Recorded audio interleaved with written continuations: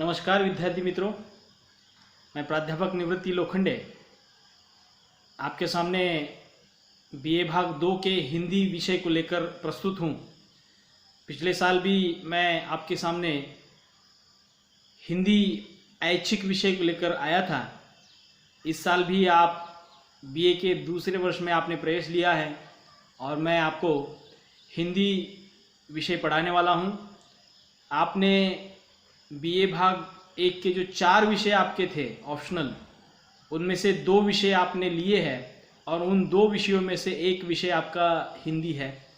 सबसे पहले मैं आप सभी का अभिनंदन करता हूं, क्योंकि आपने हिंदी जैसे विषय को चुना है और आप उसके बारे में सोचते हैं, उसमें दिलचस्पी आप दिखा रहे हैं। उसके पीछे की वजह यह है क्या है कि हम अहिंदी भाषी प्रदेश में आ जाते हैं। हम महाराष्ट्र के निवासी हैं, अर्थात हमारी मातृभाषा मराठी है। इस वजह से हमारे सामने ये प्रश्न आ जाता है कि हिंदी पढ़े तो क्यों पढ़े। तो सबसे पहले मैं आपको आश्वस्त कर देता हूँ, अगर आपने मराठी के साथ साथ हिंदी की पढ़ाई, अगर उसका ज्ञान आपने हासिल करना शुरू किया है या आपने अब विषय ले लिया है, तो समझ लीजिएगा कि आपके पास लगभग 3 भाषाएं मौजूद हैं। और ऐसा माना जाता है कि जिस आदमी के पास कम से कम 2 भाषाएं हैं, वो आदमी जो है कभी भूखा नहीं रह सकता।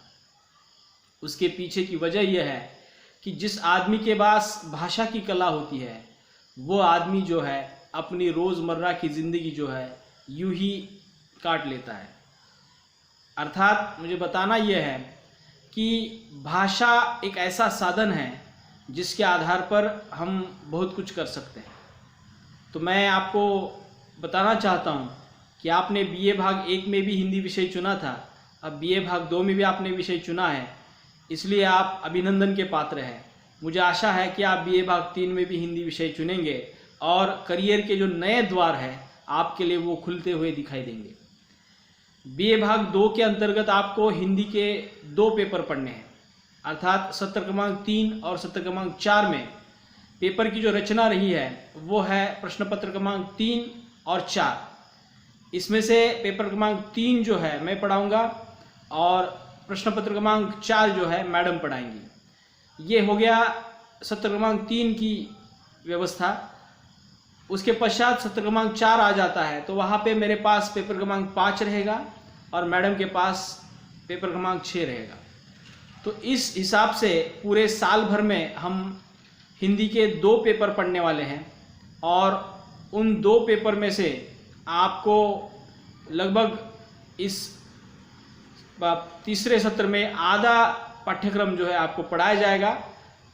चौथे सत्र में आपको नया पाठ्यक्रम शुरू हो जाएगा। तो मैं आपको बताना चाहता हूँ कि आपने जो ये प्रवेश लिया है, इसलिए आप बधाई के पात्र हैं। मैं बात उस चीज़ की कर रहा था, आपका बीए भाग 2 का ये पहला लेक्चर है। मैं थोड़ा सा आपको उन चीज़ों से अवगत कराना चाहता हूँ जो आपके पास या आपको मालूम नहीं है। देखिएगा कि आज स्थितियाँ बहुत भयानक बनती जा रही है। मैं भयानक इसलिए कह रहा हूँ क्योंकि समाज की एक मानसिकता है। समाज की मानसिकता ये है कि हम शिक्षा का संबंध जो है सालों से, मतलब सदियों से नौकरी के साथ जोड़ रहे हैं, रोजगार के साथ जोड़ रहे हैं, और हम देख रहे हैं कि दिन ब दिन रोजगार के जो द्वार है बंद होते दिखाई दे रहे हैं। अब ऐसे में हम पढ़ाई कर रहे हैं, पढ़ाई करने के बाद हमारा जो मकसद है नौकरी प्राप्त करना, वो हासिल नहीं हो पा रहा है। तो मैं थोड़ा सा आपको ये वास्तविकता दिखाना चाहता हूँ, या वास्तविक जो चीज़ें हैं वो बताना चाहता हूँ। उसमें से आपको वो चुनना है कि मुझे कौन से रास्ते से चलना है। तो बताना चाहता हूँ ये कि देखिएगा, हुआ ये कि मशीनीकरण के कारण मनुष्य के हाथ जो है निकम्मे हो गए। इसका मतलब ये है कि मनुष्य के रोजगार जो है छीनते जा रहे हैं। जहाँ पे 10 लोग काम कर रहे थे, वहाँ पे आज 2 लोग काम कर रहे हैं। 8 लोगों का रोजगार जो है चला जा रहा है। इसका मतलब यह है कि औद्योगिकरण के कारण या रोबोटिक्स के कारण या मशीनीकरण के कारण बहुत सारे लोगों के जो है रोजगार आपको छीनते हुए दिखाई देंगे।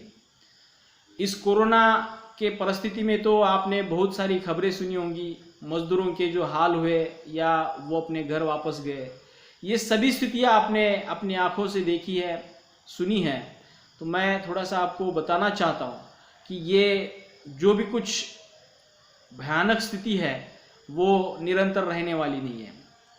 इसका मतलब ये है कि जब अंधेरा घिर जाता है तो सूर्य भी जरूर निकलता है, अर्थात दिन जरूर निकलता है। ऐसा नहीं है कि ये संकट के समय जो है निरंतर रहेंगे। तो मैं चाहता हूँ कि आपको आशावादी बने रहना है और आप जिस वर्तमान में जो चीज़ें कर रहे हैं उसको करते रहना है। क्या है कि हम वर्तमान में जो करेंगे उसका फल ही भविष्य में आपको दिखाई देता है।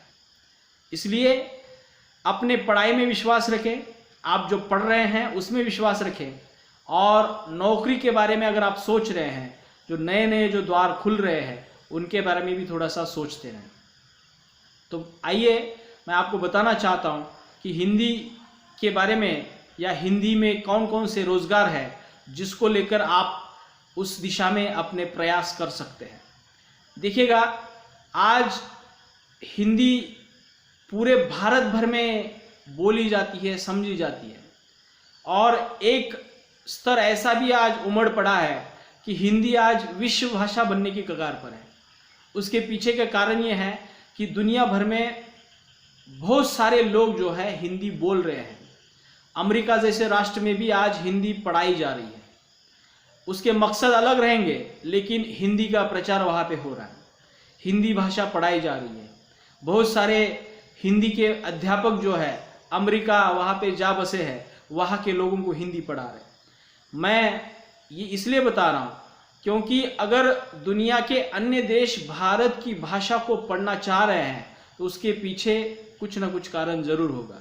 तो वो कारण मैं आपको बताना चाहता हूँ कि दुनिया भर के जितने भी देशों में आज हिंदी पढ़ाई लिखाई जा रही है उसके पीछे कारण है मार्केट, बाजार। अर्थात बाजार की भाषा जो है आज देखा जाए तो विश्व में सबसे बड़ा बाजार चीन के बाद सबसे बड़ा बाजार जो है हिंदुस्तान का है, भारत का है।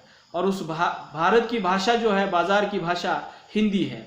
इसलिए विभिन्न उद्देश्यों से बहुत सारे देश जो है हिंदी को पढ़ रहे हैं ताकि उनकी कंपनियों द्वारा बनाई चीज़ें जो है भारत में आकर बेच सके। भारत में इसलिए बेचना है, हिंदी को इसलिए पढ़ना है, उनके द्वारा लाई हुई चीज़ें भारत के ग्राहकों को उनकी ही भाषा में समझाई जाए और उनको बेची जाए।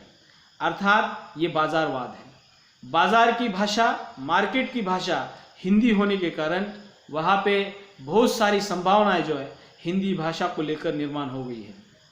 आज शेयर मार्केट जैसा क्षेत्र है, आज ऐसे बहुत सारे क्षेत्र हैं, पर्यटन का क्षेत्र है, आज रेल के बहुत सारे ऐसे पद हैं जहाँ पे हिंदी अधिकारियों की नियुक्ति की जा रही है। अर्थात मुझे बताना ये है कि हमें हिंदी को लेकर जितना सोचना है वो उसका समय आज ही है। आपके पास हिंदी भाषा के कौशल रहेंगे तो मैं समझता हूँ कि आपको नौकरी करने की कोई आवश्यकता नहीं है। उसके पीछे की वजह यह है, भविष्य में आप मराठी और अंग्रेजी और हिंदी तीनों भाषाओं को लेकर अगर प्रयास करते हैं, एक अच्छे अनुवादक के रूप में भी सामने आ सकते हैं। आप घर बैठे जो है पैसे कमा सकते हैं। आज लगभग 400 से 500 रुपये जो है A4 साइज के एक पन्ने को अनुवादित करने के लिए लिए जाते हैं। मतलब क्या है कि बस आपके पास वो अनुवाद का ज्ञान होना जरूरी है।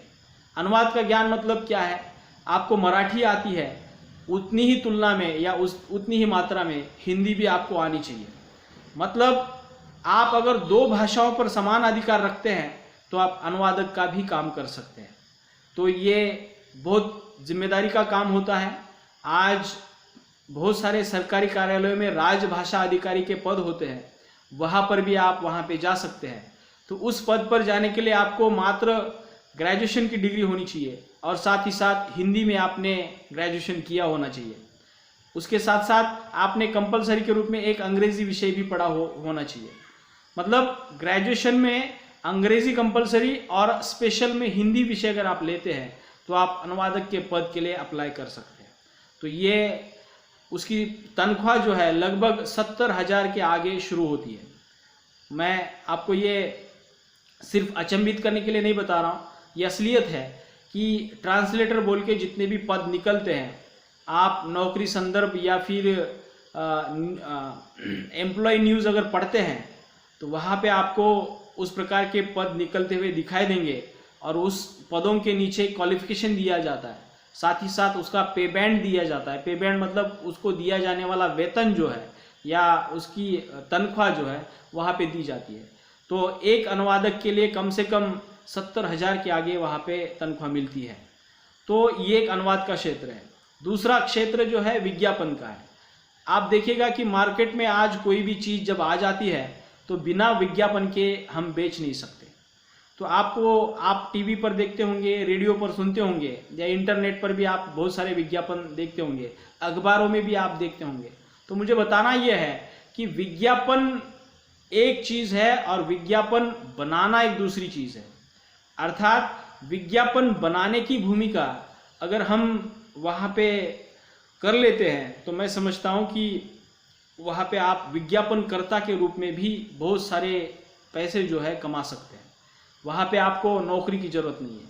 आप एड एजेंसी निकाल सकते हैं जिसके माध्यम से आपके शहर में जितने भी नए नए दुकान खुलते हैं, शोरूम बनते हैं, तो उनके विज्ञापन जो है, आप अगर उतने माहिर हैं, आप उतने प्रतिभा संपन्न हैं, तो वो सभी जो ग्राहक है या वो दुकानदार जो है उनके दुकान का विज्ञापन करने के लिए आपके पास पहुंचेंगे।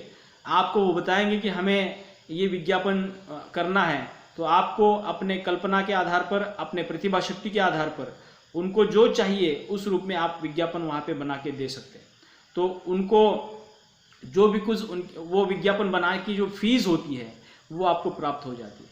अर्थात भाषा मनुष्य को वो मुकाम दे जाती है। एक तो आप बोलचाल के लिए भाषा का इस्तेमाल कर रहे हैं, लेकिन दूसरे स्तर पर हम रोजी रोटी के लिए भी भाषा का इस्तेमाल कर सकते हैं। अर्थात हम भाषा के माध्यम से रोजगार भी प्राप्त कर सकते हैं।